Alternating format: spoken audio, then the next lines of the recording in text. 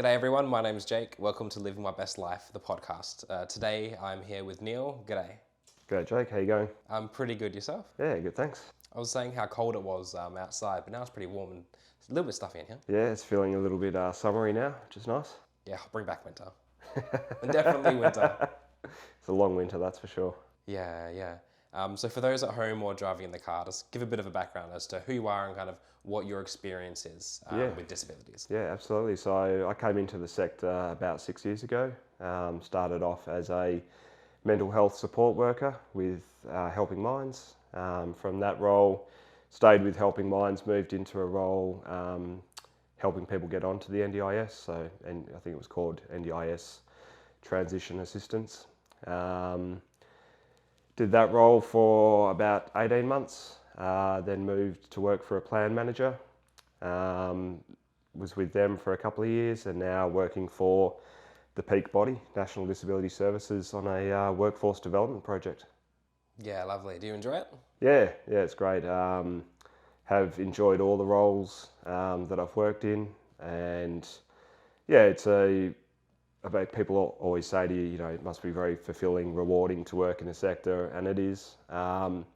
And there's so many different options and pathways for people. So, for me, coming in at that sort of entry level support worker role, and then from there I've been able to pivot and do some different things and work for different organisations, and yeah, really enjoy it.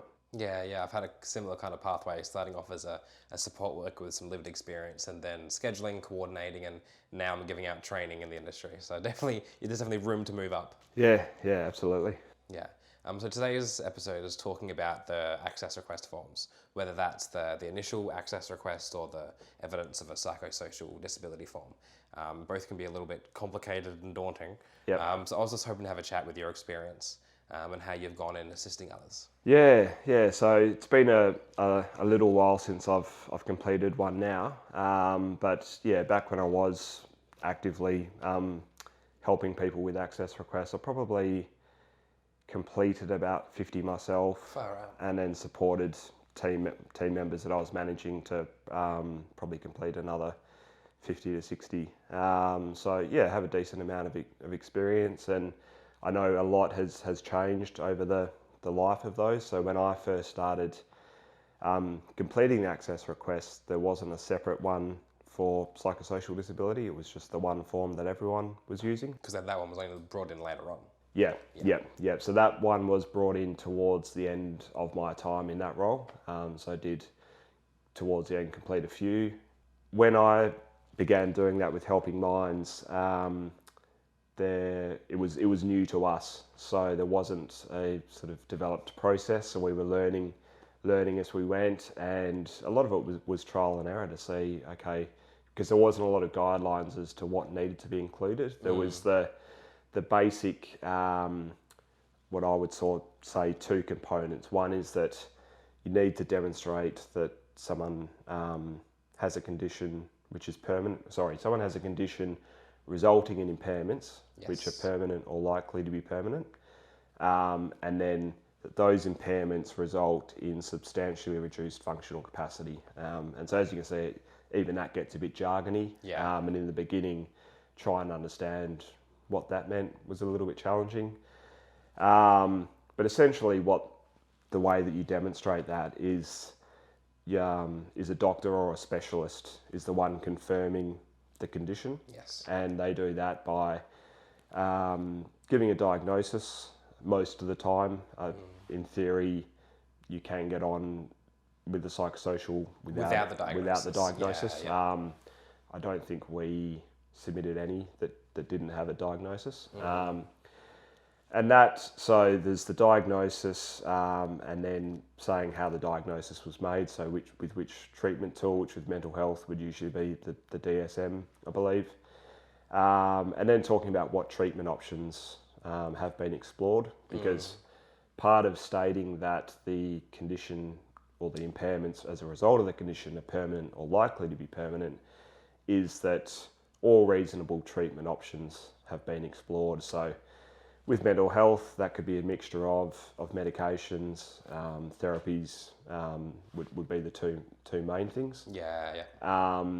And if a treatment that would, I guess, normally be considered a reasonable treatment option hasn't been explored, as long as there's a good reason for that and the doctor states that, then that's acceptable too. Yes. So that's the sort of the permanency side of it. And then the evidence of substantially reduced functional capacity is generally supplied by an allied health professional or similar.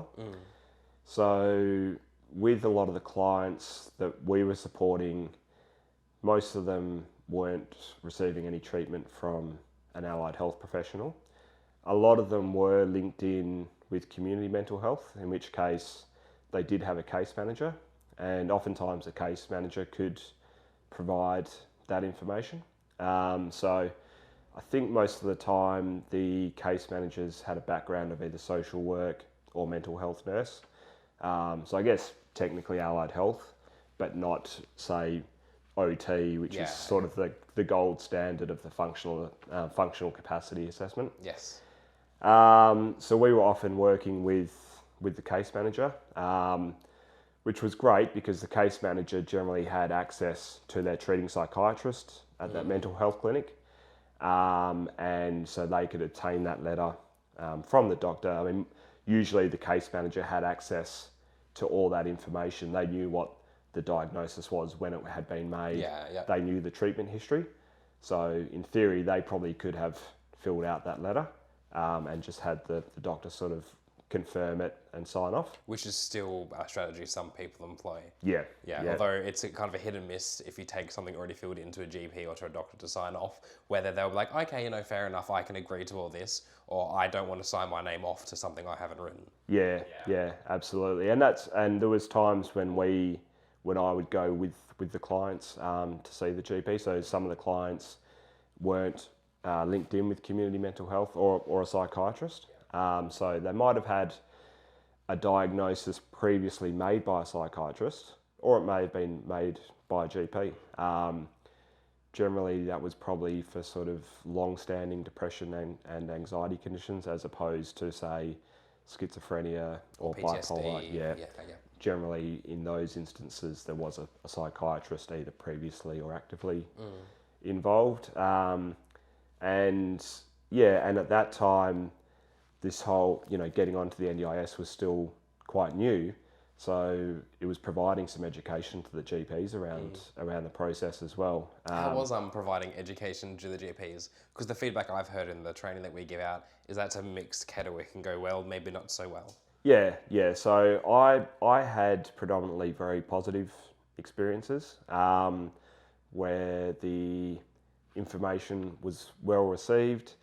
There was one instance where one of my colleagues, didn't have a great reaction from a GP, and this GP, I think, threatened to report him and all this. Lovely. Like, he hadn't done anything wrong. It's just that I think the GP might have felt like he was trying to tell him how to do his job or something, but it wasn't. It was just a case of, okay, look, we know how this process works, and oftentimes we did somewhat pre-fill those forms, more so to try and save time, because a lot of the time these GP appointments are 15 minutes, or if you get a double appointment, 20 or 25, 30 minutes. Yeah, we'd definitely recommend to have a double appointment, at least one of. Yeah. We've had an example where someone went in and the GP said, I can't fill this out, I'm going off to play golf because I don't have time to stick around. Yeah. And but it is very kind of, if you're going to a bulk bill GP, because that's all you have access to, those 7-minute appointments just aren't enough. No, exactly. And if it's not a GP that the person has a well-established relationship with, it's impossible to fill out those forms because you need to understand the person. And so, in theory, perhaps a GP could sign off on the diagnosis part and treatment history. But if you've then also got the GP doing the functional impact stuff, which if you are going down, if the person's not linked in with community mental health and therefore doesn't have a case manager or any other allied health professional, then it is the GP that's going to sign off on the whole thing. You know, I personally, when I was working through the functional impact side with people, I mean, that would be at least 2 to 3 hours worth of work for me to do that. Because you're going through, generally for psychosocial, self-care, self-management, social interaction. Those are the 3 of those 6 life domains that you see the most impact in. Although it is interesting how it can leak across to all 6. Oh, absolutely. Yeah. There's definitely, and there's definitely for certain people going to be stuff in communication and learning, and even sometimes in mobility. So, so there's no way that you can get that done in 15 minutes. You know, with the amount of evidence that you need to provide to get someone to meet access, that's the information in there needs to be pretty comprehensive, because you've got to demonstrate substantially reduced functional capacity in at least one of those areas. It can't be a little bit of reduced capacity in 4 to 6 of them. You've got to have a strong in at least one. Exactly, yep. So you've got to be thorough.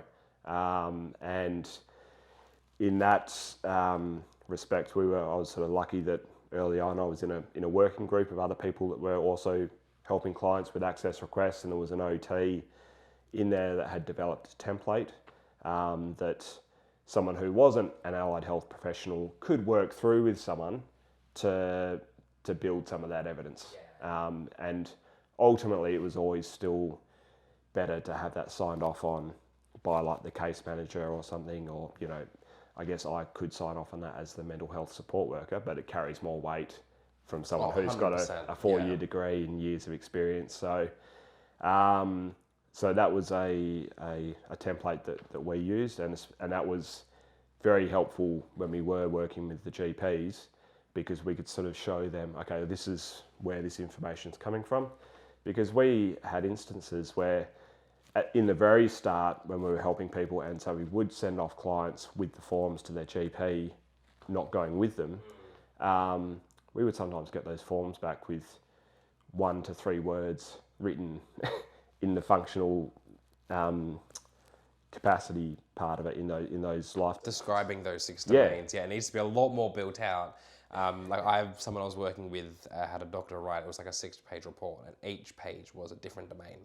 And it was thorough, and like you need a detail. It doesn't have to be, you know, pages upon pages, but it does need to be, you know, more than 3 words. With examples, and also just knowing what to include and what not to include. So our general procedure with it was to not talk at all about, I guess, the things that were going well in people's life. It was to focus on the things that they either couldn't do at all or couldn't do without support. Because we found that if you did include information about the things that were going well, that could be enough to get access not met. Because they say, oh, well, look, this person's fine, like they can do these things, ignoring the other 3 pages of stuff that you've put in there around the things that they are struggling with. Or if you put down that they've got, you know, mum and dad who provide support for all of their needs, well, then they'll go, well, no, they have the support, so what do you need us for? Yeah, exactly. So,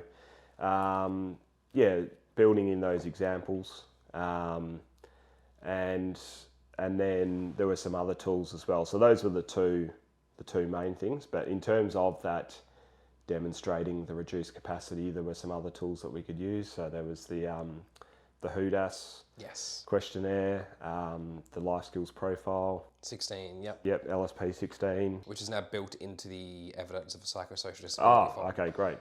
So just like the access request, which is split into 2 parts, same thing for the, I don't know the acronym for the evidence of a psychosocial disability form. It's a long thing to say, and us Aussies like to shorten things. But there's the same 2 parts, kind of a clinician's part and then a carer or individual part. And in that, the first thing is an LSP 16, and it provides the link for the training, which is really helpful. Absolutely, because that is it's a very enlightening tool. That I remember times when we were going through that with the client and carer, probably even more so the carer, just sort of, I guess, light bulb moments around how much support that their loved one needed, and how much support they were providing. So yeah, using those two tools, getting the carer to write a carer impact statement. Yes.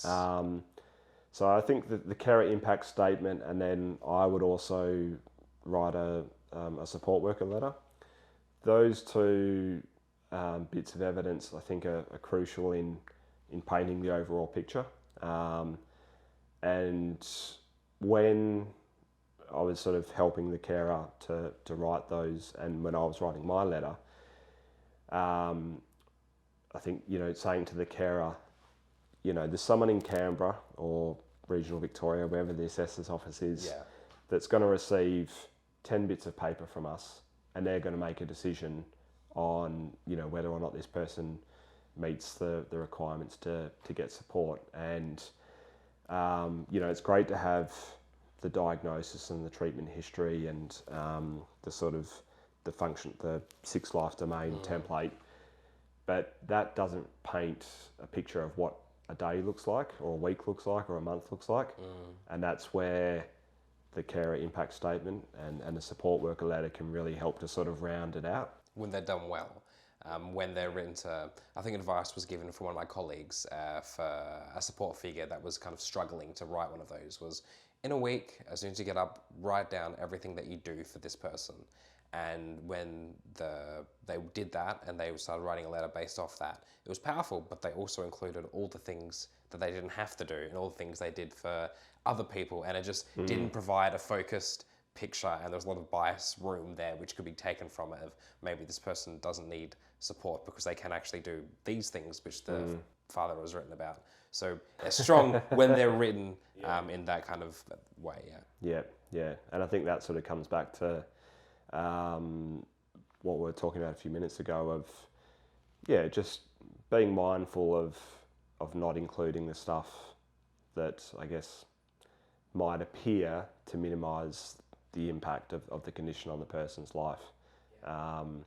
And even that in itself makes the whole process tricky, and especially when you're helping people, with a pretty severe mental health condition, because the whole process is kind of negatively geared. You're focusing on what's not going well. And that's hard enough for anyone to hear, let alone someone who's experiencing the mental health condition. Yes, and true. That was something that we learnt through my time there, is how careful we need to be, and also the support that we needed to provide to the clients as we're going through this process.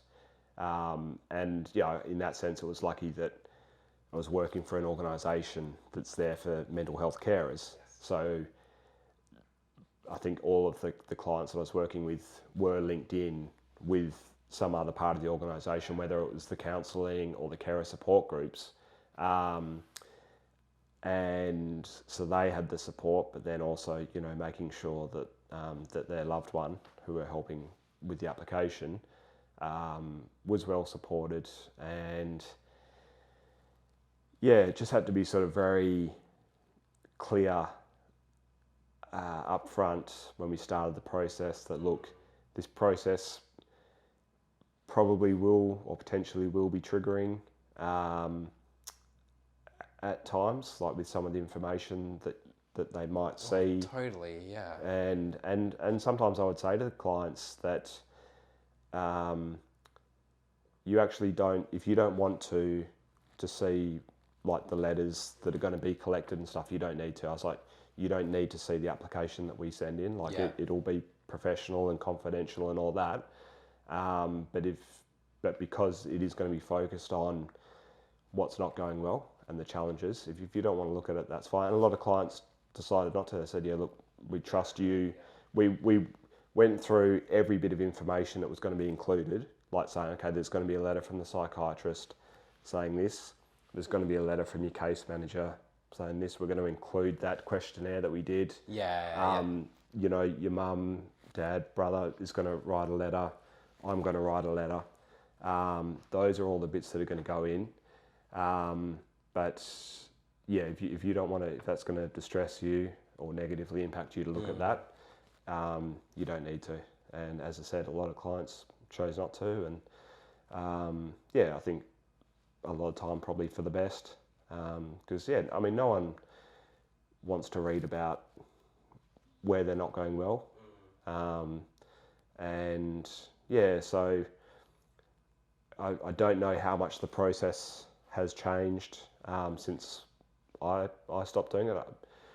Speaking to colleagues that are still sort of in that space, I don't think it's changed much. I think the core, it's pretty much the same in terms of having an impairment which is permanent and significantly reducing your functional capacity in one of those 6 domains. And proving that whether it's for a physical disability, intellectual, or that psychosocial disability, it can be a lot more lengthy for the psychosocial side of things, especially with kind of COVID environments. I remember us speaking on the phone and you saying it would take roughly 6 weeks to fill out and to submit a form.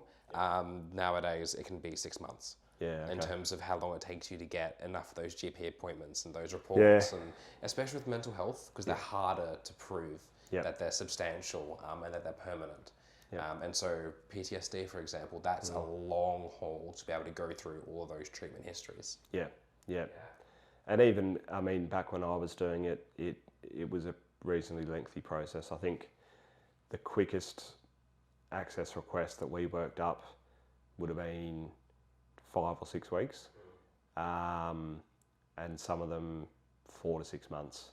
And that, again, some of that's due to the nature of a person's condition and how able they are to engage at certain parts of the process, and had clients that just, weren't able to engage for a couple of months and, put that one on pause. And then sometimes just getting the letter from the psychiatrist could take a couple of months, or getting into to get a longer appointment with the GP. And then even once you've submitted the access request, the time it takes to get one back. So back when we first started doing it, I think the very first one that I submitted, it took us 4 months to get a response. Unfortunately, that one was access met. But that time frame did reduce over the time that I was there, where I think in the end, most of the ones we were getting a response within 4 weeks. Occasionally we'd get a phone call from one of the assessors and say, hey, look, we do need more information. This is not, I don't have enough information here to make a call. But if you can provide more information in this area, that would be enough to get it across the line. And it's interesting how helpful some assessors would be and others not so much, because sometimes you just receive the letter saying access not met. And all you get is that legislative jargon explaining which part of the act you haven't met. And the average Joe certainly doesn't know how to interpret that. Although part of the training, there is a reasons for access decision you can ask for, which can take a few weeks to get. But then you get the assessor's notes explaining why, which is a good thing. One of the bits of advice we would give is to always have a second person go over all the forms. We had someone come to our training and say, hey, we've had access denied, could you just give us a hand? And so during one of the lunch breaks, we're going through the access request form, and there's 2 questions in that which is very similar to ones in the evidence of a psychosocial, which are blank questions. One's asking whether the condition's permanent, and this is in the GP sections. This is what they sign off of. And one is, have all treatment options been reasonably attempted or considered, or some wording like that. And if those aren't ticked correctly, then immediately rejection. And it just went. The person that was asking was like, "Oh, that's why." And reading through reams of pages over and over, you're not going to be able to pick something up after you've gone through it 50 times. So always get a second person to go over it. And that's something that we employed as well, is either having one of my team members or my manager look over it. And because sometimes it could be something as simple as that. You might be going through all your evidence of the reduced capacity, but it just could be one box that wasn't ticked. or ticked incorrectly. Yeah, Or yeah. For the evidence of a psychosocial disability form, Part A needs to be completed by a GP, a doctor, or a psychiatrist, but it can be a psychologist if they're in a regional space.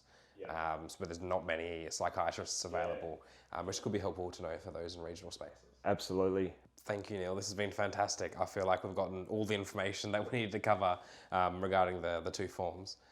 So thank you. And for everyone at home, I'm sure you've gotten something out of it. And yeah, we'll see you guys in the next episode. Cheers.